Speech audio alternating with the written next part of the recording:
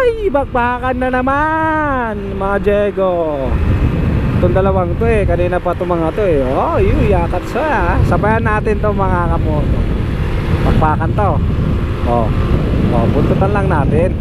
Parang din naman itong logi itong M3 na to M3 versus Smash 115. Oh, buntutan natin yan. Dito tayo. Oh, di ba? Kaso nakakatamad naman patakbo. Mauna na ako sa'yo pare.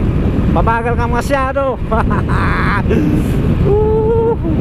Wala, diabolo yung M3. Layo na agad Sabi makipagabulan kanina kasi kinakarera ako noon Kahit luma na si Junior makakamoto, mahabol pa sa mga scooter. Diba? Pero ano lang, yung mga lower CC lang naman. Hindi nakatulog na karan na puro big bike yung hinahabol natin. Hindi tayo kayang umabol dun. Ay, yuhu, napakasarap ang biyahe today. Siyempre paghahanap tayo ng makikipaghabulan tayo, pero yung sakto lang, yung kaya natin habulin. Ay, nako po. Buti na lang makulimblem, hindi mainip mga kamoto. Right, sarap mag-ride. Nako po. Siguro pag big bike talaga natin yung natin pag big bike yung dala natin, sarap siguro brum brum brum brum.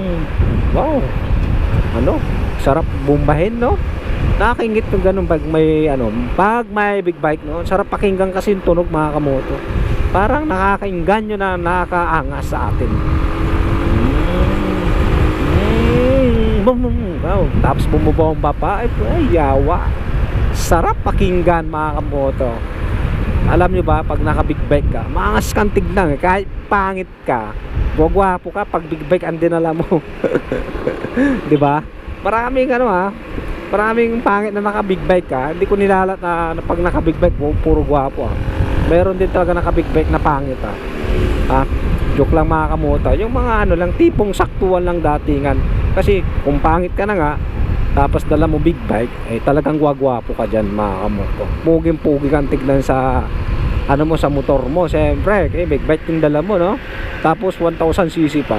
Ay nako po, siguro may angkas mo ng babae dun sa likuran mo 10. Pag big bike ang motor mo, pinaka the best. Kasi nahanap sa isang big bike yung tunog, tsaka yung arangkada, tapos umuungol pa. Kahit ako naman gusto ko big bike sa atin motor natin 115cc lang. Kasi ito is loyalty.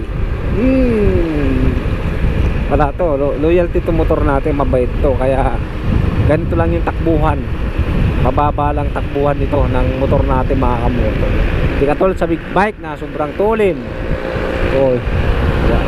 Tapos itong dalawang to naka Mio, diba?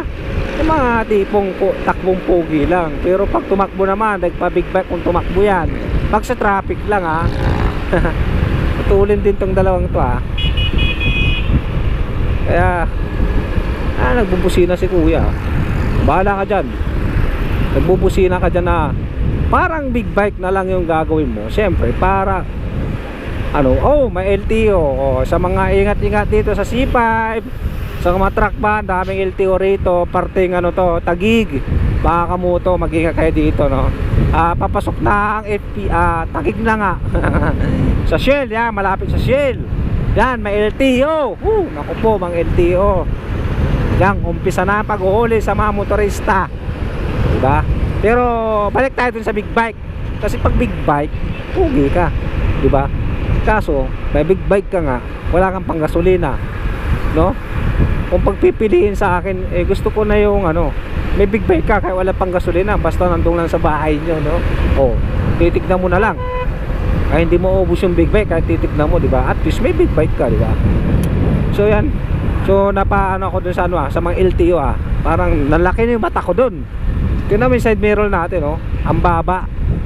Diba? Ang baba yung side mirror natin, mga kamoto. LTO yun lowest standard tong side mirror natin. Ay nako, buhay naman talaga. So anyway mga kamoto, tama na ang kwentuhan. So always drive safe lagi mga kamoto. Ingat lagi sa mga biyahe natin, So maraming salamat sa mga viewers natin. Happy Monday. Drive safe always. Peace.